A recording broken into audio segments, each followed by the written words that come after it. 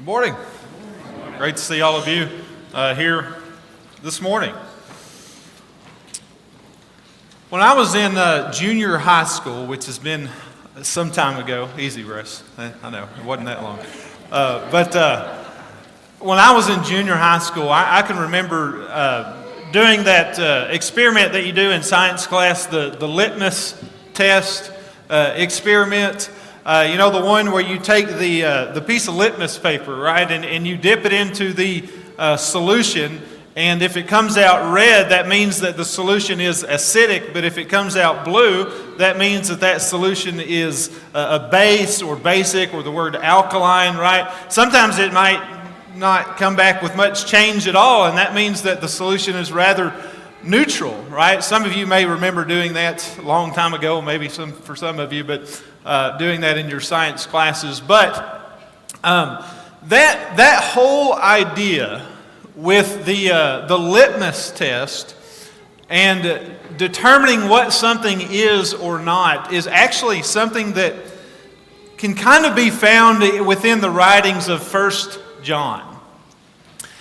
I say that because there are several times within John's writing that you will see John saying, "by this," and then he'll say something after that.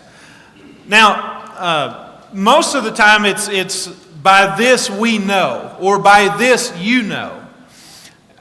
You could really have an entire sermon just on those instances alone, and maybe I'll do that. Maybe we'll preach on those things later. But when John says that, it's almost like he's giving a litmus test and kind of challenging his readers to reflect. I don't know what's going on with that.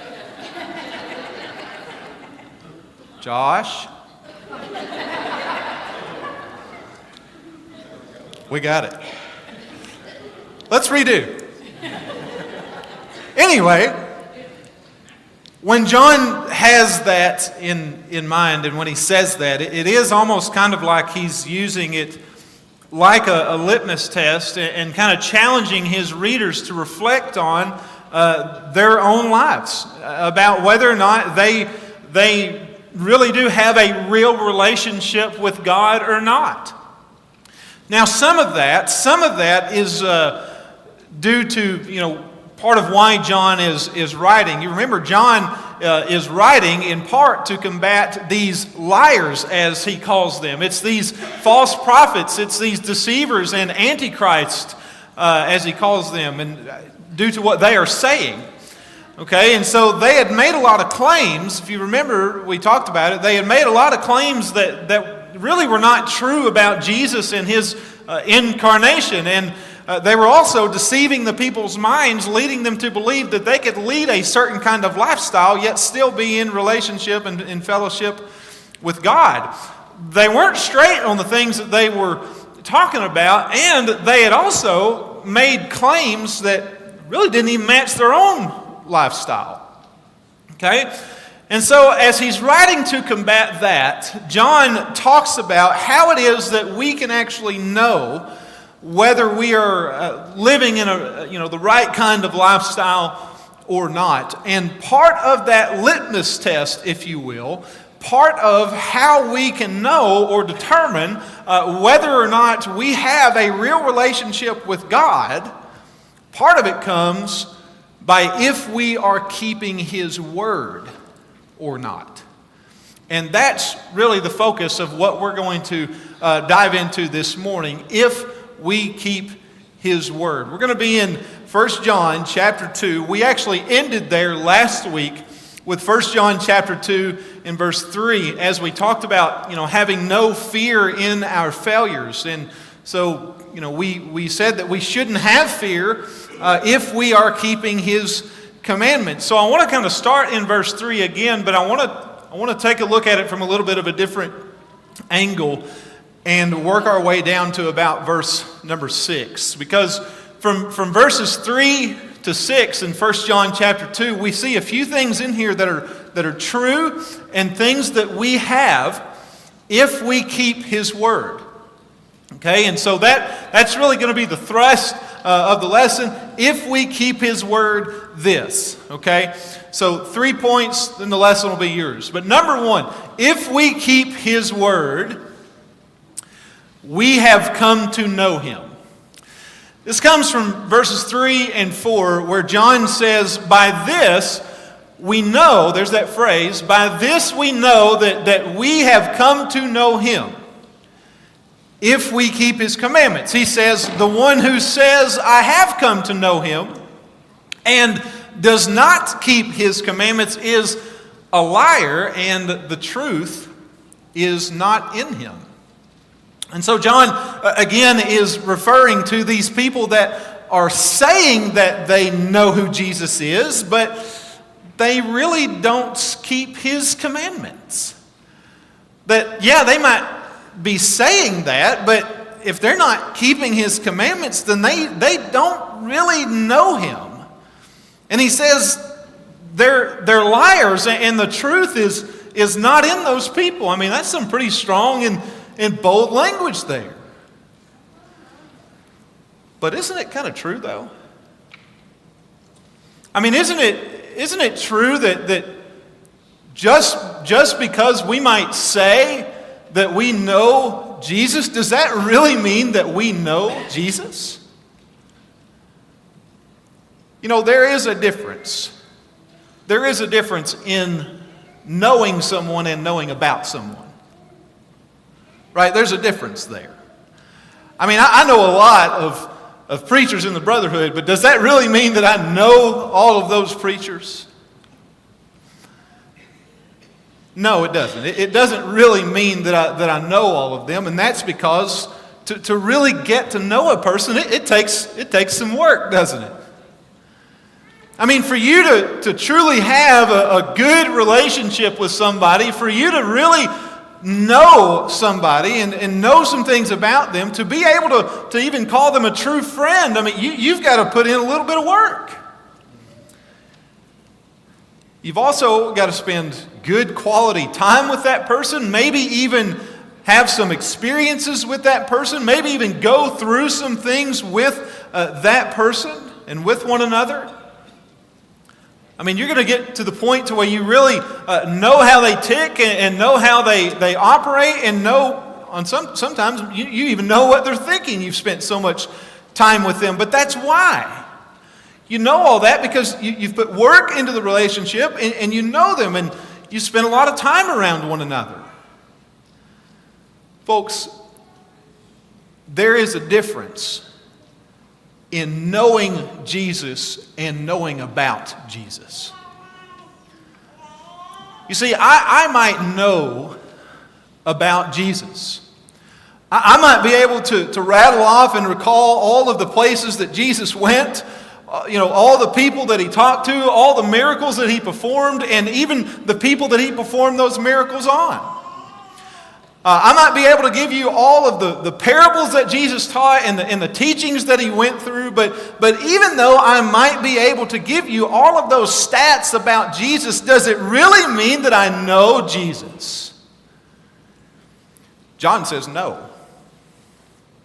No, it doesn't mean that, because just because someone says they know Jesus doesn't mean that they do. He says the only way that you can tell is if they are keeping His commandments or not. That's really the deciding factor to determine if we truly know who Jesus is or not.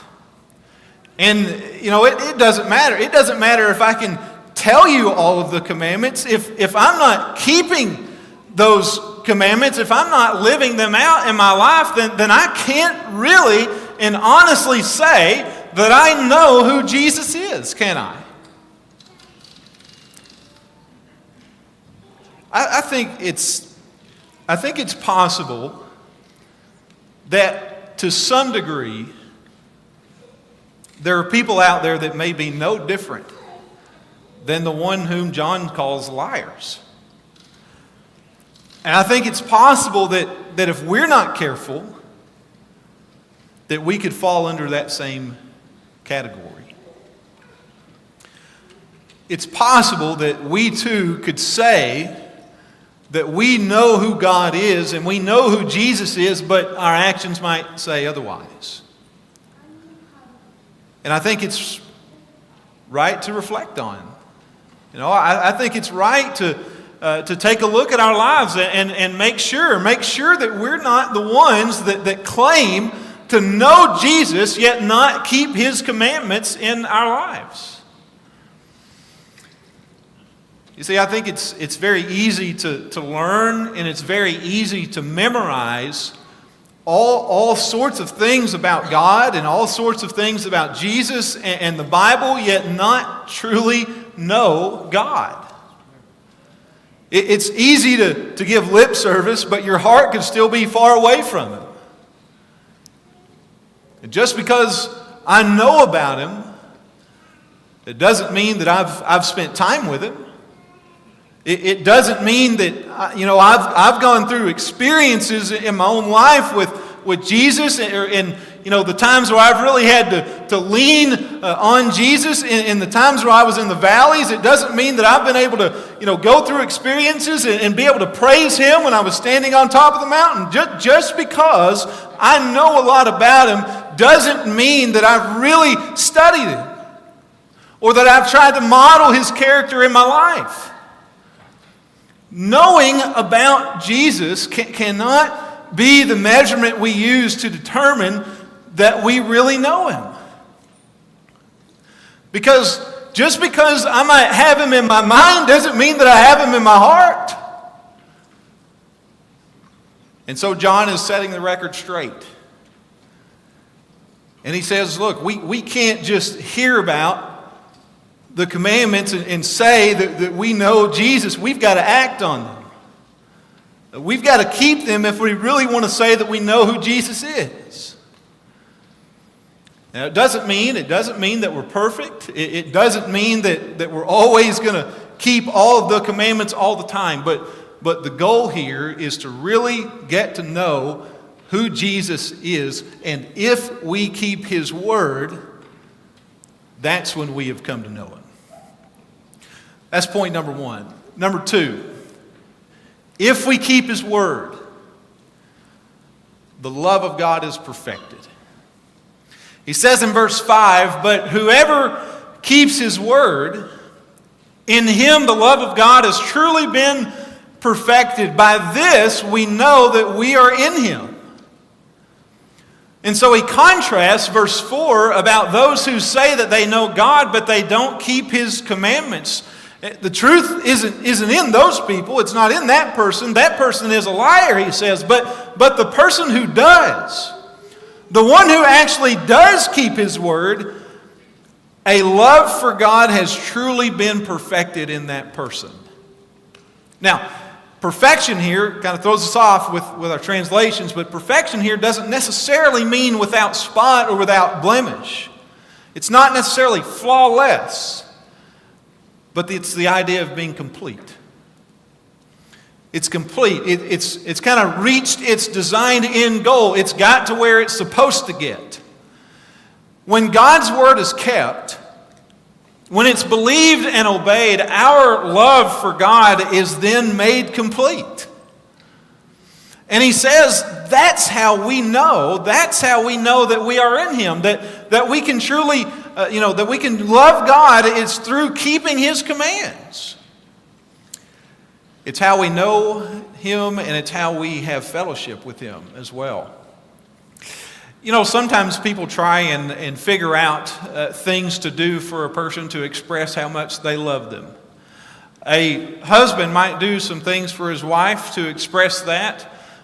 Take care of all those honeydews, A wife might take care of her husband just, to express her appreciation for him. A friend might do something for a friend to express their appreciation. And we understand that that's how things go. We do those things all the time because we want to show that we're thankful and that we love people. Now, obviously, there's nothing that we could ever buy God to give Him to show how much we love Him. But do you know that what He says that we can do to show that? Keep His word. Just keep His word. I mean, that's all God is asking for. And isn't that all what God has ever asked for? Just keep my word. That's all that I ask of you. You take it all the way back to the garden. Don't eat the tree. That's all I'm asking. It's always been like that with God. How our gratitude and how our thankfulness and how our appreciation, how our love for God is expressed is best done simply by keeping His word. That's when it's really made complete, our love for Him. You see, it's not just saying that we know Him. It's not just saying that we love Him. No, we show that we love Him by putting actions behind our words. So, unless we're demonstrating what God says to do, our love for Him isn't going to be made complete. What I'm saying is, love for God is complete in our obedience. That's when it's really made complete. Think of it like this. When you do something like take a meal over to somebody's house who is struggling, when you show up at their bedside in the hospital to check in with them, when you send that encouraging text message, or when you sit down with somebody to study the Bible with them, when you love one another, you're showing that you love God. When you practice forgiveness, and you choose not to pay back evil for evil, if you choose not to hold on to a grudge and the wrong that somebody has done to you, you're showing that you love God. When you constantly turn away from what your flesh wants to do because you know that if you engage in that or fall to that you're going to be in a place where you don't want to be and where you shouldn't be. But when you constantly say no to sin, you are showing that you love God. When you practice integrity, and you do the right thing even when no one's around, even when no one's watching, even if you know that you will not get caught.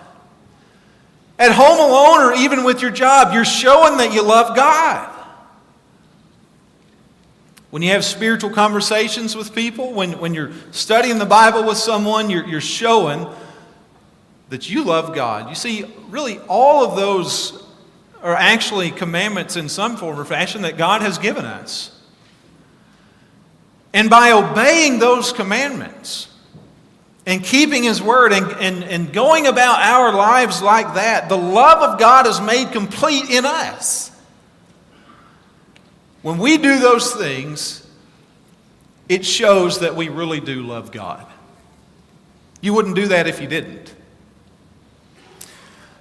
The other night, and I didn't know that this was going to make it into the sermon, but it ended up being this way, but sometimes that's how it happens. But the other night when Sylvester came, the missionary that we had from Nigeria, some of you were in that class, but the other night when he came to speak with us about his work that's going on in Nigeria, I was actually jotting some things down that he was going over and that he was talking about, things that I thought were just really impactful. I mean, just good solid stuff that he was talking about with how he goes about his work. And I am kind of paraphrasing some of what he said. There was a bit of a language barrier, but I think I got most of what he said. And these aren't in any particular order, but I just jotted down some things that he said about his work. And one thing that he said, out of gratitude to God, he said, I have made up my mind to continue this work. Another thing he said was that I have a passion to preach the gospel that nobody can take away from me. He said, I wake up every day thinking about how I can make the church better. He said, I knew there was a need. What can I do to meet it? And he said, I'm not a preacher and I'm not a writer, but trying to fulfill the need that I see. In what he said, I mean, you can just hear that that there is a reason why he does what he does, and it's because he loves God. I mean, God has changed his life. The gospel has changed that man's life, and look at what he's doing now. This is how he feels now because of what God has done in his life. He loves God. There was one other thing that he talked about that really stood out to me, and that was when he started talking about the Muslim community in the area that he lives in. He was saying that, the gospel has really changed a lot of people's lives in that area. A lot of those that he works with, a lot of people that he's converted, they just kind of live there now, and it's just a bunch of Christians kind of in this area, and he's helped with a lot of them. But he said it's changed their lives, and he said those in the Muslim community, he said they have started to notice how different they are. Like the Christians now, the Muslims have noticed how different the Christian people are. He said they were noticing how kind they were, how compassionate they were, how helpful and hospitable. They were noticing a difference in how they were, maybe compared to how other people were in the area. And so really, their Christian behavior, or might we say their love for God, was affecting the Muslim community and how they saw them.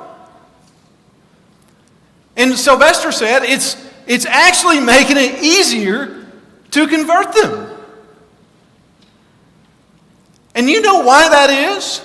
Do you know why they're seeing something different in those people? It's because they love God and they are keeping his commandments. That's why. And it was so encouraging to hear that their Christian behavior is now having an impact on other people in their community. Go figure, right? Like living out what Jesus said and actually, putting the actions to the words and everything, it actually does make a difference. And it was so encouraging to hear that. But folks, that doesn't happen. That does not happen if you don't love God. You're not turning heads like that if you don't love God and you're not living out His Word.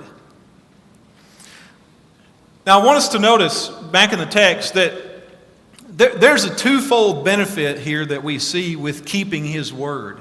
Because on one hand, us keeping His Word lets God know that we truly do love Him. But on the other hand, it lets us know that we are truly in Him. Okay? By this we know, he says at the tail end of verse 5, by this we know that we are in Him. How? By keeping His Word. That's how we know we're in Jesus. So it kind of goes back to verse 3. If we're keeping His commandments, that's how we can know Him. Well, same is true here. If we're keeping His Word, that's how we can know that we are in Him. You see, to be in Christ first comes by an obedience to a command. Be baptized into Christ. But to remain in Christ also requires us to be obedient to His commands as well. So how we can know that if we're in a right relationship with Christ or not, if we want to be in fellowship with Christ, it simply just comes down to keeping His Word. And we know that if we do, the love of God is perfected. Number 3, if we keep His Word, we're going to walk as Jesus walked. Verse 6, he says this, the one who says that he abides in Him ought himself to walk in the same manner as He walked. Above all, this is the goal. This is the goal of it all, to walk like Jesus walked. And just like from verse 3 again, if we're going to say that we know Him, then we need to keep His commandments. Well, if we're going to say that we abide with Him, then we need to be walking as He walked. One of the most straightforward things that John says in some of his writings, I mean, it's It's just the truth. You can't say that you abide in Jesus but not walk like Jesus. That doesn't really jive. Now, in John's gospel, that word abide is used 16 times. Actually, 15 of those times is used exclusively by our Lord to talk about abiding in Him and His love. Now, in John's epistles, John uses that word abide 25 times, 6 times here in 1 John chapter 2 alone. That's quite a lot of times to use a word in one little chapter. John uses that word a lot. It's very important to him. Abide. And most of the time when he's using that word, it's having to do with God abiding in you, or you abiding in Him, or His word abiding in you. But it's a term that means to remain or stay with. It means to not leave a certain realm or sphere. You're kind of right there. You're always beside it. So to abide with Christ really means to live with Christ. And if we're going to live with Christ, we're going to live like Christ. Kind of one of those deals like, listen, you're going to stay under this roof, you're going to do these things, right? It's kind of the idea that I thought of. But, I think for a long time, we've all known this, haven't we? We've all known, and we know that we should walk like Jesus walked and do the things that He did. Of course, that's a bit easier said than done, isn't it? But sometimes it's just easier to say that we abide in Him, but it's kind of a different thing to walk like Him. Just like it's easy to say that we know Him, but it's another thing to actually keep the commandments. But I think this is good for us to chew on and think about. Am I really trying to walk like Jesus walked? Am I studying about Jesus to learn how? If we're not at least trying to walk as Jesus walked and live as Jesus lived, John says, then we can't really say that we abide in Jesus. If this is what we're going to claim, and if we're going to walk with Jesus, we're going to have to walk in the direction that Jesus goes. And I think sometimes this gets confused by people. Listen, it's not Jesus walking with you. It's you walking with Jesus. Okay? And we shouldn't have that mindset of I'm over here, Jesus. You better come over here and walk with me on the path that I'm walking on. No, that's not it. You get on the path that Jesus is walking on. And so that means that our life is going to have to be like Jesus' life. It's going to have to be a life of truth. It's going to have to be a life of grace and obedience and submission, and a life of love toward sinners and people that are not like us. And that's the life. You live a life of service and humility before God. You live a life that glorifies God in all that you do, and you live a life with a focus on the mission. You walk just as Jesus walked. Now, sometimes it's hard. It's hard for us to see that and get others to see that living the Christian lifestyle and walking with Jesus has to be different. Folks, it can't look like how we used to walk before Jesus or how the world walks without Jesus. It's got to be different. But there is a right way to live. Jesus said it's a narrow path. It is. But that's where we've got to be, to have a relationship with Jesus. And if we're going to say, I abide with Jesus. John writes very straightforward in his writings. And he says if we keep His word, we've come to know it. The love of God is going to be perfected in us. It's going to be complete in us. And we're going to walk as Jesus walked. Now, as we close, I want to take our minds back to this right here. Back to this litmus test idea. And what we were talking about in the beginning. Only now, let's say that instead of the colors of blue and red being basic or acidic, blue means good and red means bad. If you took the piece of litmus paper and you dipped it into, let's say, the solution of your life, would it come out red? Would it come out rather neutral? Or would it come out blue? Now, I can't speak for you. But just think about that for you and your life, and think about that with how you are living. What would the litmus paper show? Would it be red, indicating that you haven't truly come to know who Jesus is yet? You haven't really been keeping His commandments. You don't really have the truth in you. God's love is not being perfected in you, and you're not walking as He walked. Would that be what it showed? Would it be neutral, indicating that you kind of know who Jesus is, but you kind of don't? Would it show that you're trying to walk in both worlds? You know, you're still hanging on a little bit to the world, but you're still trying to be a little bit Christian, you know? And would it show that you only abide with Jesus on Sundays? Or would it show blue, indicating that you are keeping His commandments and that the truth is in you? That the love of God is being perfected in you, and that you are abiding with Him not just some of the time, all the time. And that you're walking in the same manner as He walked. Would that be what the test would show? Brethren, I hope we could say yes. I hope we could say that it would show blue. But only you can answer that question, because only you truly know. Only you know that. I mentioned it earlier, but one of the first commandments to obey, or the beginning stages of keeping His word, is obeying the commandment to be baptized into Christ. Now, there might be somebody here who's ready to make that decision.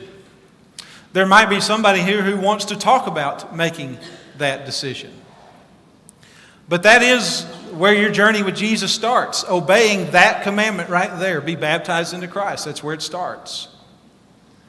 And then after that, you live a life of obedience to everything else He says. Now, for a lot of us, we have been walking with Jesus for a while. And so my charge to you is just keep keeping His word. Keep keeping His commandments.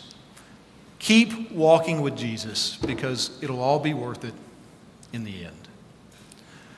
Folks, at this time, we usually offer an invitation for you to come forward and express your needs or whatever it is. You might not want to do that. You might want to respond in a different way, or meet somebody afterward. Whatever it is, I just want to tell you this is a great day and time to express that. But if you need anything, whether you're a Christian, whether you're not a Christian, you're a member here or not, please let us know. Please let us know. We want to help you walk with Jesus.